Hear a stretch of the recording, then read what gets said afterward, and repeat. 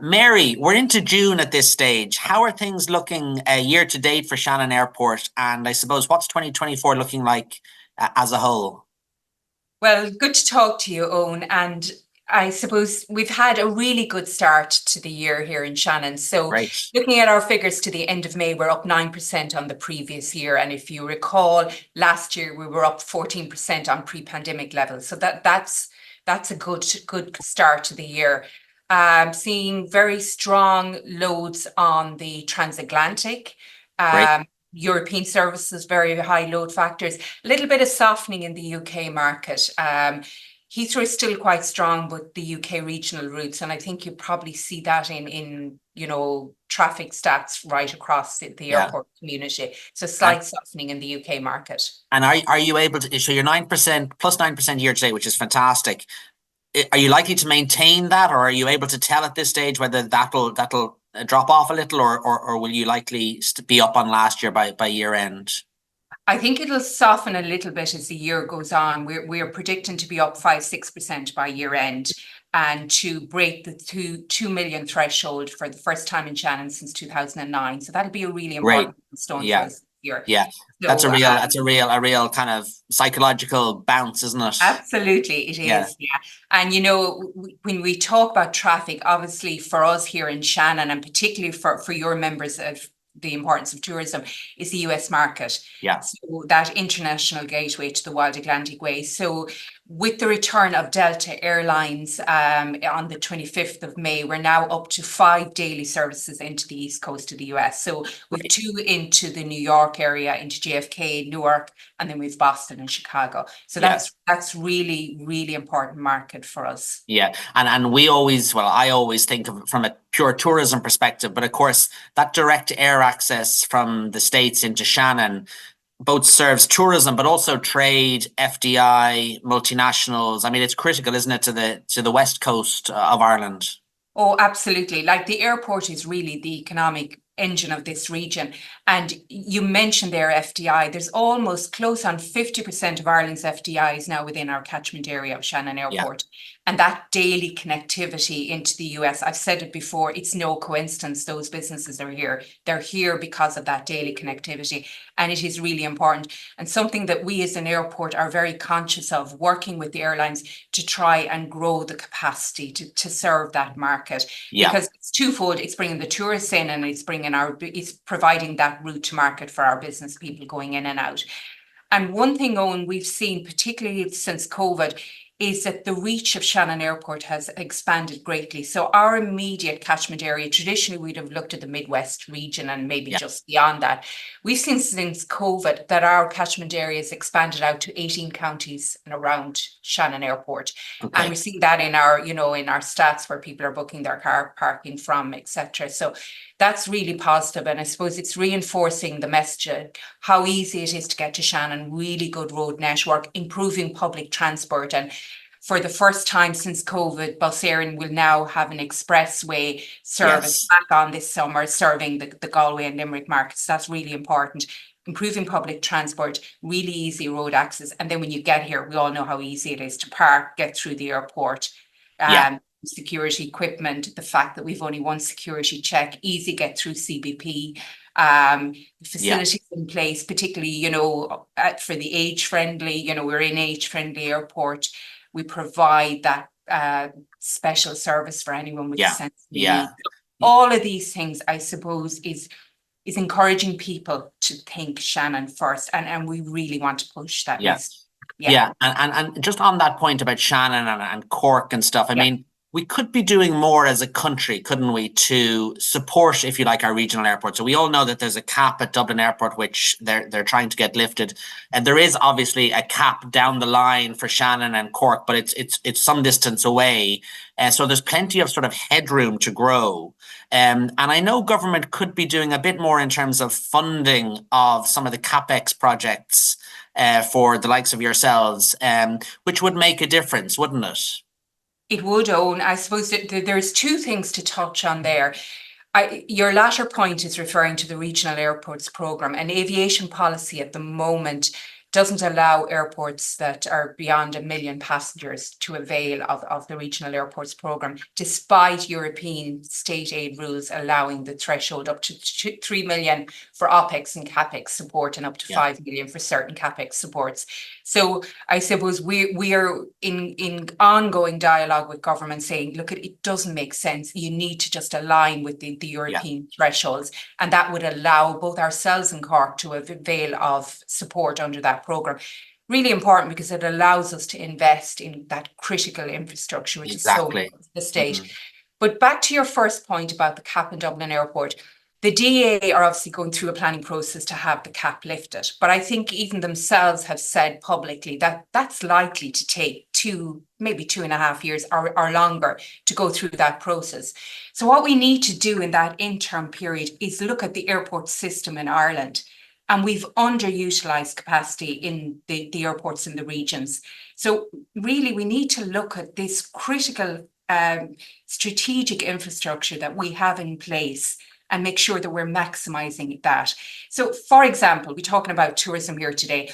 Almost 40% of the tourists coming into the country through Dublin Airport are actually destined for the West Coast. So again, we're working with airlines to take pressure off Dublin. More of those point-to-point services could come into the likes of Shannon Airport. Directly in, even from a sustainability perspective, take that traffic off the M7. It would just make sense.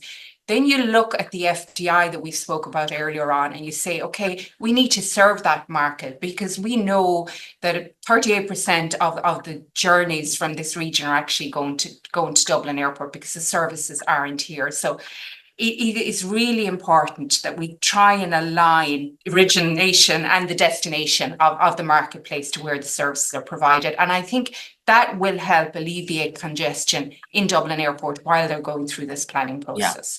And of course, the Ireland 2040 sort of plan that government published some time ago is all about regional economic balance, isn't it? So that's where the likes of Shannon and Cork come into their own. Absolutely. You know, government's master plan for the country, for the want of a better word, Ireland, Project Ireland 2040, was for balanced economic regional growth. That won't happen without, you know, initiatives to bring business directly in and out of the regions. And it takes pressure off not only Dublin Airport, but the greater Dublin region. You know, it takes pressure off roads, housing, all the other infrastructure that's probably under pressure, creaking in some places at the moment. And as a country, we're not overly populated. We just have too much concentrated in one area. So it's about just redistributing. And redistributing air traffic will be a key component of that. So I do think there's an opportunity for the country, and some of the messaging out there, almost Ireland is full, you know, and we won't be able to grow. I do think we need to counteract that and say there is capacity that is not being utilised today that will allow tourism to grow in this country. Yeah. You mentioned sustainability there, and sustainability has to obviously be a factor in every aspect of society and economic trade and stuff. Aviation has got to decarbonize. It's not something that we can wave a magic wand over and happen overnight. But what are the initiatives that you and Shannon Airport are taking in terms of sustainability and helping, if you like, move towards that sort of kind of those climate goals that we all have to strive for?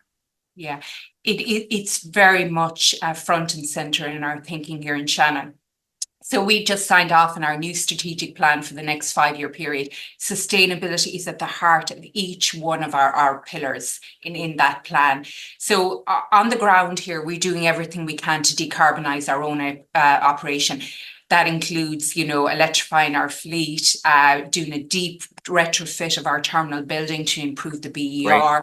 We've just applied for planning for a new solar farm on the airfield that will be 1.2 megawatts, but importantly has expansionary space that will help, you know, we'll be able to provide green energy into our own terminal. And then we have a team working right across the group, looking at each of our buildings, how we build in a sustainable way, how we operate, you know, all the stuff that every business is doing.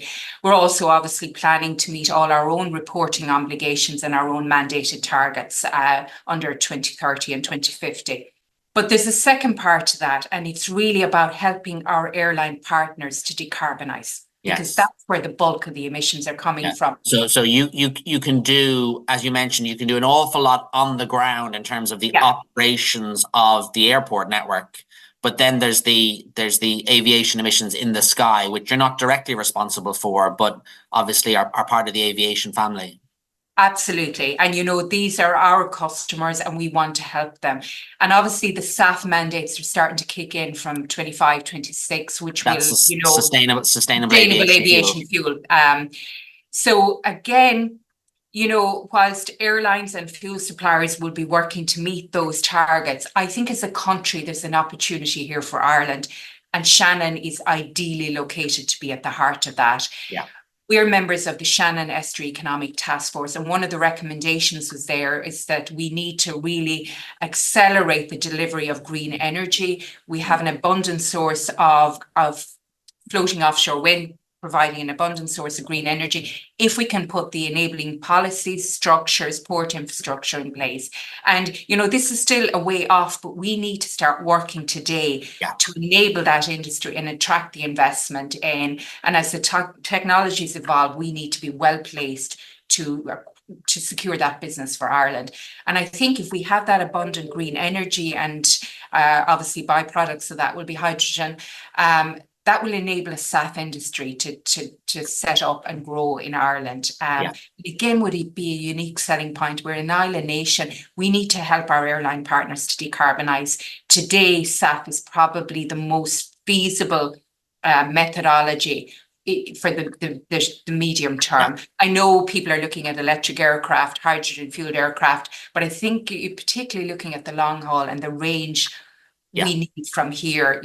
SAF is the most realistic proposition. Yeah, and I think you're right. I think Ireland has, and Shannon is very central to this, has a very proud aviation record. For decades. And SAF could be the next sort of iteration of that if we can put the policies in place and we can become a world leader in R&D, in production, in development of SAF and green energy. Absolutely. And I think, again, this will need a whole of government approach, all of us working together to wearing the green jersey to land this. And it won't only just be a Shannon project. This is a huge project for the country. So it's something very excited about. We all know there are challenges in the aviation industry today. We know that, the whole impact of COVID hasn't gone away. It's still impacting on the supply chain, the availability of aircraft in the near term. But those things will resolve themselves. So I would be very optimistic about the future, but we do need to make the right decisions now to enable that. Yeah. And just a word on the Aer Lingus issue that's in the news at the moment. How do you see that playing out, or will that impact on the operations of Shannon Airport? Well, Aer Lingus are a very important customer to us here. They're providing daily services into JFK and Boston, 3 times a day into Heathrow, and obviously the Paris Charles de Gaulle service. And we would have hopes to grow their range of offering out of here. So anything that creates uncertainty is damaging for the marketplace. So obviously, as an airport, we're going to work very closely with them to try and support and help with the messaging if there are any disruptions to services as a consequence of the work to rule. But we would really, really hope that, like any other business going through this difficult IR situation, that people would just get around the table and try and resolve it, because it creates uncertainty. We're going into the busiest time of the year, and we don't want to put any doubt into passengers' heads. People want to have certainty about their travel. So look, we'd be there to support, but we do hope this will be resolved. Great, Mary. Well, thank you so much for your time, and congratulations on the really strong performance for Shannon Airport year to date. And hopefully, please God, fingers and toes crossed, it can continue into the summer and for the next year or two. Thanks for your time. Not at all. Thank you, Owen. And thank you for all that ITIC do to represent our industry. Thank you. Thank you, Mary.